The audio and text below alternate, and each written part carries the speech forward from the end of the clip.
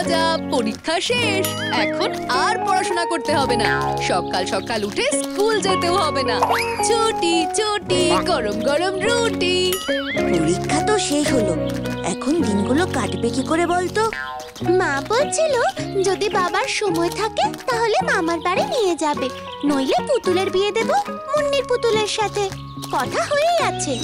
এর থেকে ভালো হতো যদি আমরা কোথাও ঘুরে আসতাম। সে তো সব থেকে ভালো হতো।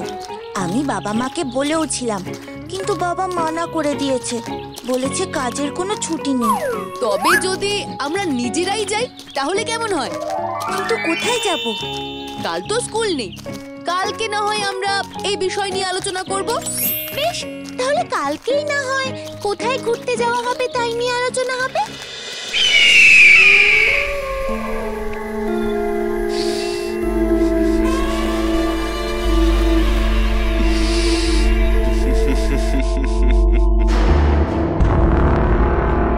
কি ব্যাপার ওস্তাদ, আপনি এত নিশ্চিন্ত হয়ে বসে আছেন আর গ্রীষ ওদিকে ঘুরতে যাবার পরিকল্পনা করছে? এই সুযোগ হাতছাড়া করা কিন্তু বোকামি হবে ওস্তাদ। আমাকে কি তুই বোকা ভেবেছিস? চুপচাপ বসে আছি মানে এই নয় যে আমি সুযোগ হাতছাড়া করব। আমি ঠিক সব ছক কষে রাখছি, তুই শুধু খেয়াল রাখবি ওরা কোথায় যাচ্ছে। ঠিক আছে ওস্তাদ।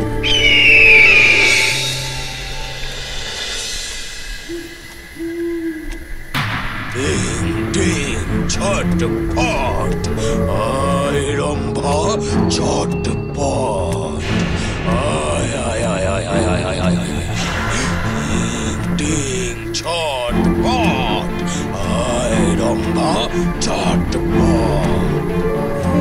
এই রম্ভা আবার কি? এ কাকে ডাকছে ওস্তাদ? কিছুই তো বুঝতে পারছি না।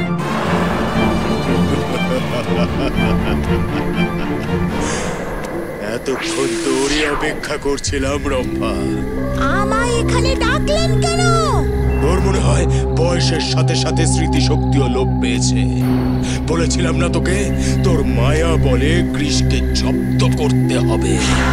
হ্যাঁ, মনে পড়েছে। কোথায় পাবো গ্রীষ্মকে? মাক্ষী দেবে সে খবর। গ্রীষ ঘুরতে যেই বাইরে যাবে তখন তোর মায়া বলে ওকে গাছের গুঁড়িতে পরিণত করে দিস। তারপর ওই গাছের গুঁড়িতে আমি আগুন ধরিয়ে দেব।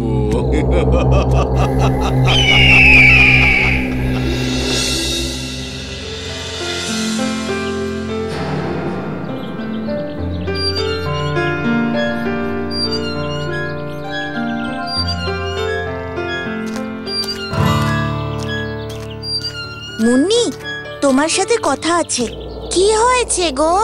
পরীক্ষার পর এখন তো কয়েকদিন স্কুল বন্ধ, তাই আমরা ভাবছি রসিকগঞ্জের মৌসুমী ফুল দেখতে যাব। তুমি যাবে আমাদের সাথে? হ্যাঁ, তোমাদের সাথে নিশ্চয়ই যাব। তাহলে আমরা পরশুদিন অর্থাৎ শনিবার রওনা দিই। কি মজা, কি মজা। আমি তাহলে ঘোড়ার গাড়ি নিয়ে 5টার সময় বটগাছের তলায় পৌঁছে যাব। তাহলে পরশুদিন ভোর 5টায় দেখা হচ্ছে। ও, তাহলে রসিকগঞ্জে ফুল দেখতে যাবে ওরা। আমি যাই, ওস্তাদকে গরম গরম খবরটা দিয়ে আসি এবার। ওস্তাদ, খবর আছে। কি খবর? আগামী শনিবার গ্রীষ, রানী, বলাই, মুন্নি আর ওদের ওই যে পাখিটা, ওরা একসঙ্গে না রসিকগঞ্জে মৌসুমী ফুল দেখতে যাচ্ছে। যা করবার রম্ভাই করবে, আমার কোনো চিন্তা নেই।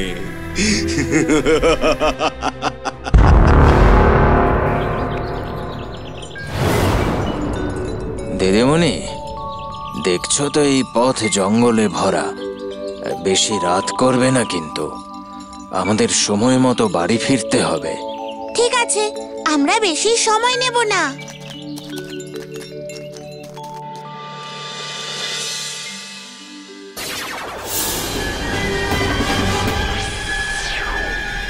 আমার এই গুহায় যদি কেউ একবার আসে আর আমার প্রশ্নের উত্তর দিতে না পারে, তাহলে সারা জীবন বন্দি হয়ে থাকবে এখানে।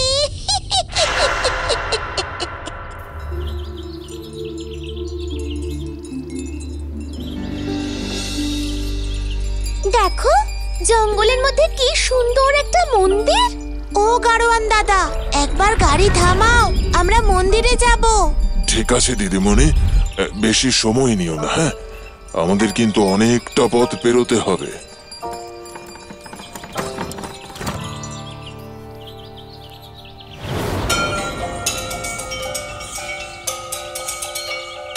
আমাদের প্রণাম নেবেন সাধু বাবা। জয় শিব শম্ভু, ঈশ্বর তোমাদের মঙ্গল করুন। তা এ পথ দিয়ে কোথায় যাচ্ছ তোমরা? রসিকগঞ্জে ফুল দেখতে যাচ্ছি সাধু বাবা। যাওয়ার পথে মন্দির দেখে দর্শনের জন্য চলে এলাম। বেশ করেছো, তবে একটা কথা বলি তোমাদের, বুদ্ধি যার বল তার। এই কথাটা কিন্তু তোমরা মনে রেখো, তোমাদের কাজে লাগবে। মনে রেখো, বুদ্ধি দিয়ে যে কোনো পরিস্থিতির মোকাবেলা করা যায়। আর বাবা, এই কাঠের দণ্ডটা তোমাদের সঙ্গে রাখো, প্রয়োজন হতে পারে। জয় শিব শম্ভু, জয় শিব শম্ভু।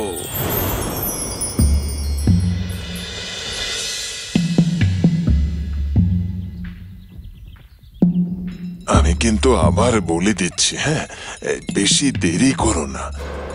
এদিকে সেদিকে যাবে না, ফুল দেখেই চলে আসবে।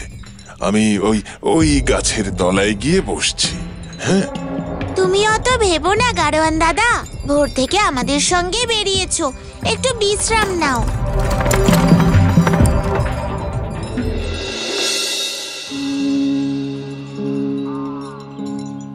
কি অপূর্ব সুন্দর জায়গা, স্বর্গ মনে হয় এইরকমই সুন্দর হয়। হ্যাঁ রে টুনি, তুই একদম আমার মনের কথা বলেছিস। কি ভালো লাগছে বলো মুন্নি।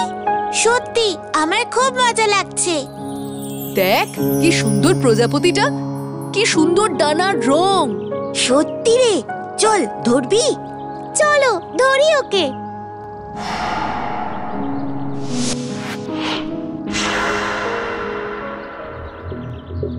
কি রে, চলে এলি? ওরা আসছে, এবার আমার কাজ শেষ।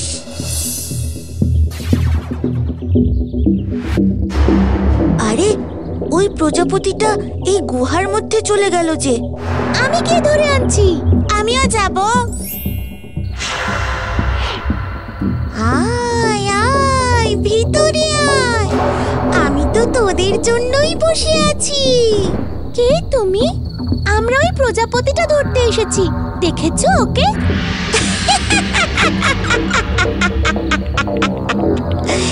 প্রজাপতির সন্ধান আমি দিতে পারি, তবে আমার 3টে প্রশ্নের উত্তর দিতে হবে। আর না দিতে পারলে সারা জীবন বন্দী হয়ে থাকতে হবে এই গুহায়। না, আমরা কোনো প্রশ্নের উত্তর দেব না। জানো, আমি জমিদার কন্যা। সে তুই যেই হোস না কেন, আমার প্রশ্নের উত্তর দিতে না পারলে এই গুহাতে বন্দি থাকবি কাঠের গুঁড়ি হয়ে। এই সেরেছে। কি প্রশ্ন আছে তোমার? প্রথম প্রশ্ন, একলা তারে যায় না দেখা, সঙ্গী পেলে বাঁচে, আধার দেখে ভয় পালায়, আলোয় ফিরে আসে, বলতো কি? মুন্নি, তুমি এটার উত্তর জানো? আমি তো জানি না। না, এর উত্তর আমারও জানা নেই। দ্বিতীয় প্রশ্ন হচ্ছে, হাতে আছে হাতে নেই, হাত বাড়ালে পাই না, বলতো কি? না না, এটাও পারবো না আমি। তবে শেষ প্রশ্ন, বসে না দাঁড়ায় না, চলতে থাকে সে, কারোর সে ধারে ধারে না, ঠকায় তাকে কে? না গো মুন্নি, এই প্রশ্নের উত্তরও আমার জানা নেই। আমারও না। তবে শর্ত অনুযায়ী এই গুহা থেকেও আর বেরোতে পারবি না তোরা। কোথায় গেল ওরা? এতক্ষণ লাগছে কেন ওদের ফিরে আসতে? নিশ্চয়ই ওরা ভেতরে প্রজাপতি নিয়ে খেলছে। আমি টেনে আনছি ওদের, দাঁড়া। রানী আর মুন্নি কই? ওই যে গাছের গুড়ি দুটো দেখছিস, এটাই তো ওরা। মানে কি করে এমন হলো? কৃষ, আমাদের বাঁচা! আরে বলাইয়ের আওয়াজ না? আয় কৃষ আয়, আমি এতক্ষণ ধরে তোর জন্যই তো বসে আছি। কে তুমি? আমার বন্ধুরা কোথায়? এই যে তোর বন্ধুরা। কৃষ, এগুলো তো গাছের গুঁড়ি। ওদের এই অবস্থা হলো কি করে? আমার প্রশ্নের যে উত্তর দিতে পারবে না, তারই এই অবস্থা হবে। বেশ, তবে তাই হবে। আমি উদ্ধার করব ওদের। বলো তোমার কি প্রশ্ন আছে? একলা তাকে যায় না দেখা, সঙ্গী পেলে বাঁচে, আধার দেখে ভয় পালায়, আলোয় ফিরে আসে। এ তো খুব সহজ। উত্তর হলো ছায়া। হাতে আছে হাতে নেই, হাত বাড়ালে পাই না। এর উত্তর হলো কনুই। বসে না, দাঁড়ায় না, চলতে থাকে সে, কারোর সে ধার ধারে না, ঠকায় তাকে কে? এই জন্যই ওই সাধু বুদ্ধি প্রয়োগের কথা বলছিল। এবার বুঝেছি। এই প্রশ্নের উত্তর হলো সময়। এবার তবে আমায় আমার বন্ধুদের ফেরত দিয়ে দাও। না, কিছুতেই না, সবাই বন্দি থাকবি। তুমি বলেছিলে সঠিক উত্তর দিলে তুমি ওদের ছেড়ে দেবে। না, কিছুতেই না।